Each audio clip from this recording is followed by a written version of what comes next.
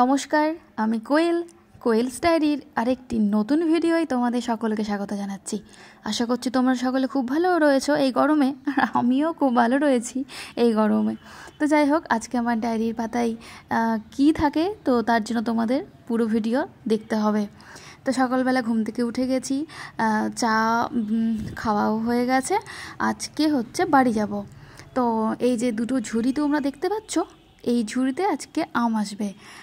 আমাদের একটা ছোট্ট বাগান রয়েছে, তো সেই বাগানেই অনেক আম ধরেছে একটা গাছে। তো সেই গাছ থেকে আজকে আম পাড়তে যাওয়ার দিন, আর আজকে ছুটিরও দিন। আজকে ঈদের ছুটি রয়েছে। তো কর্তামশাই বললো যে এই ছুটি আছে, ছুটি ছাটা দেখেই আমগুলো পেরে নিয়ে আসতে হবে। তো আজকে সেখানে যাওয়ার প্রস্তুতি। আর আমিও যাব হচ্ছে মায়ের বাড়ি, মার কাছে যাব। আজকের দিনটা ওইখানে থাকবো, পরের দিন আবার আসবো। তো এখানে দেখো, আমিও ওদের সাথেই চলে যাব। বাপ্পার টোটো এসছে, ওই টোটোতে করে ওরা আমটা পাড়তে যাবে, আর আমি ওদের সাথেই চলে যাব। তাহলে কি আর এক্সট্রাভাবে কর্তামশাকে রাখতে যেতে হবে না। তো এই ঝুড়িগুলো কিনতেও পাওয়া যায়, আবার ভাড়াও নেওয়া হয়। তো কর্তামশাই বললো যে ও নাকি এটা কিনে নিয়েছে, পরবর্তীকালে আবার আমটাম ভাঙার জন্য বলো বা গাছ ফাছ লাগানোও যায়, ওই জন্য নিয়ে নিয়েছে। এখানে দেখো টোটোতে করে যাচ্ছি, আর টোটোতে কি সুন্দর করে বেঁধে রেখেছে যেন জিনিসটা যাতে না পড়ে যায়। তো বেশ ভালোই লাগছে। বাড়ির দিকে যাচ্ছি এখন। শ্বশুরবাড়ি থেকে বাবা বাড়ি খুব একটা মানে দূরে নয়, কাছেই। এই 5-7 মিনিট, 10 মিনিট লাগে টোটো করে। তো বাড়ি চলে এসেছি। বাড়িতে আসার পথে আবার ডালপুরি নিয়েছিলাম। তো ডালপুরি খেতে কার না ভালো লাগে বলো। তো এই ব্রেকফাস্ট মাঝে মধ্যে যদি ডালপুরি দিয়ে করা যায় তো বেশ ভালোই লাগে। এসে রান্নাঘরে প্রবেশ করলাম, দেখি মা কী করছে। তো মা সকাল সকাল রান্না বসিয়ে দিয়েছে, আর এইদিকে আমি ফ্রেশ হয়ে ডালপুরি নিয়ে বসে গেছি। তো মা বললো যে মাংসটা তুই রান্না করবি। তো আমি বললাম ঠিক আছে, কোনো অসুবিধে নেই, আমি আগে ফ্রেশ হয়ে নিই। তো ডালপুরিটা খেয়ে মাকে এখন আমি কাজে হেল্প করব। তো মা আসলে আমার হাতে খাসির মাংসটা খেতে না খুব ভালোবাসে, ওই জন্যই আর কি। তো চলো আমি এখানে টুকুস করে ব্রেকফাস্টটা করে নিই। মা আজকে বললো যে আজকে মিক্সিতে রসুনটা পেস্ট করবো না, তো আজকে হাতেই পেস্ট করবো। তো ওই জন্য আমাদের এই শিলপাটাটা এখানে রেখে দিয়েছে মা। দাঁড়িয়ে দাঁড়িয়ে বেশ সুন্দর কিন্তু বাটা যায়। আর এখন তো শিলপাটাতে বাটা উঠেই গেছে, খুবই কম, কোনো প্রয়োজন ছাড়া কিন্তু আমরা ব্যবহার করি না। বেশিরভাগ বাড়িতেই কিন্তু আমরা মিক্সিটাই ব্যবহার করি। তো এখানে আলু আমি ভাজতে বসিয়ে দিয়েছি। বেশ ডুমো ডুমো করে, খাসির মাংসতে একটু ডুমো ডুমো যদি আলুটা না হয় না, বেশ ভালো লাগে না। আর এইদিকে মশলা, একপাশে মাংস, সব আমি বসিয়ে দিয়েছি। মাংস প্রেসার কুকারে বসিয়ে দিয়েছি, তাড়াতাড়ি হবে বলে। বেশি সিটি মারবো না, কম সিটি দিয়েই আমি করি আর কি। তো মা এখানে দেখো রসুনটা বেশ সুন্দর করে কিন্তু বেটে নিচ্ছে। আর হাতে বাটার মশলার কিন্তু টেস্টই আলাদা। আগেকার দিনে কিন্তু মিক্সি ছিল না, তখন কিন্তু রান্নার স্বাদ কিন্তু আরও মানে বেস্ট ছিল। তো মা এখানে আবার এই কী আর বলবো, আমার বাড়িতে আসলে এটা খা সেটা খা নিয়েই পড়ে থাকে। তো এখানে আবার বেদানাগুলোকে ছাড়িয়ে রেখেছে, ওটাই এখানে খাচ্ছিলাম, রান্না করছি আর এটা খাচ্ছি। বাড়িতে আসলে মজাই আলাদা, মানে সবসময় খাবার হাতের কাছে পৌঁছে যায়। মানে কোনো কিছু করতে হয় না, খুব কম, কিন্তু আমি চেষ্টা করি মাকে হেল্প করার। তো এখানে ফুল পেড়ে নিয়ে আসলো কিছুক্ষণ আগেই পুজো করবে বলে, আর মা এখানে জামাইয়ের জন্য আম এগুলো কেটে রেখেছে। তো কিছুটা আম আমি এখন খাবো, আর কিছুটা দুপুরে। তো বলতে বলতেই এখানে দেখি ওরা আম ভেঙে নিয়ে চলে এসছে। আর চলো তোমাদের দেখাই যে কতগুলো আম এখানে পেড়ে নিয়ে এসছে। এই যে দেখো এক বস্তা, তার আগে আরেকটা বস্তা ভেতরে গেছে। আর এখানে দেখো এটাকে ক্যারেট না কি একটা বলে, মানে যাই হোক ঝুড়ি, 2 ঝুড়ি আম। তো এই আম আমরা সবাইকে দিয়েই আমরা খাচ্ছি। সবার বাড়িতে বাড়িতে পাঠিয়ে দেওয়া হয়েছে, পাড়াতে কিছুটা দিয়েছি, কিছুটা বন্ধু বান্ধবের বাড়িতে গেছে, সবাইকে দিয়ে থুয়ে। এত আম কি হবে? তো আমার কিছু ইউটিউবার বন্ধুদের বলছিলাম যে তোমরা মালদায় এসো, আমি অবশ্যই তোমাদের আম দিয়ে দেবো, না তো পার্সেল করে দিচ্ছি। তো এই আমাদের ছোট্ট ঘরটাই, আমাদের এই ঘরেই আমগুলোকে মজুত করে রাখা হলো। আর তারপরও কিন্তু কিছুটা গাছে থেকে গেছে, ওটা অন্য একদিন নিয়ে আসবে বলল।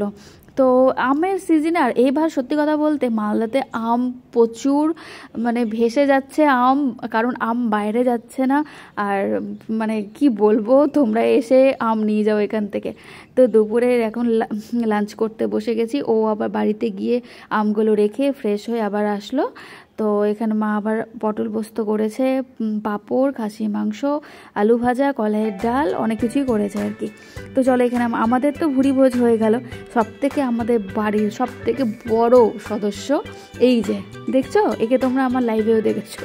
তো ওকে এখন খেতে দিতে যাব, আর মা ওখানে পরে শেষে বসলো। জানো তো মারা একসাথে বসবে না, পরে বসবে।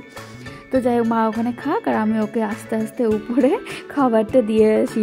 রোজ টাইম হবে আর এই টাইমে ঠিক চলে আসবে আমার বাড়িতে।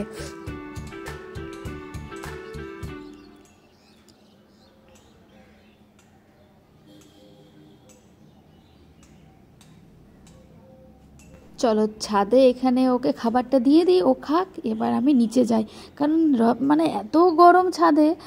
একটু পরে এই জায়গাটা ছায়া হয়ে যাবে, তখন দুপুরে একটু এসে বসবো। দুপুর না, 3:30টার দিকে একটু এসে বসবো।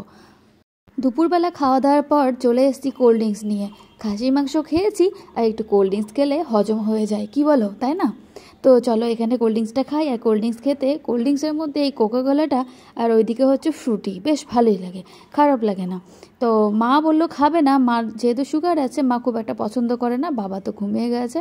তো একটা আমার জন্য আর একটা কর্তামশাইয়ের জন্য এখানে মানে রেডি করে নিচ্ছি। তো চলো এটা খেয়ে, দুপুরে নিচে থাকা যাচ্ছে না, এত গরম ভাই, একটু বৃষ্টির দরকার। তো একটু রেস্ট করতে পারবো কি না জানি না, তো তবুও একটু রেস্ট করব এটা খেয়ে নিয়ে। তারপর একটু রেস্ট করে ছাদে তো আমাকে যেতেই হবে দুপুরবেলা। তো এইখানে ছাদে আসলাম। আর এই যে মার পেয়ারা গাছটা দেখো, শীতের সময় পেয়ারা আমাদের বাড়িতে কিন্তু, মানে এই গাছটাতে কিন্তু, মানে কি বলবো, যদি ভিডিও করি তো অবশ্যই দেখাবো। শীতের সময় এখনও বেশ সাইজটা অনেকটাই বড়, কিন্তু এই টাইমটাতে পেয়ারা খুব একটা ভালো লাগে না।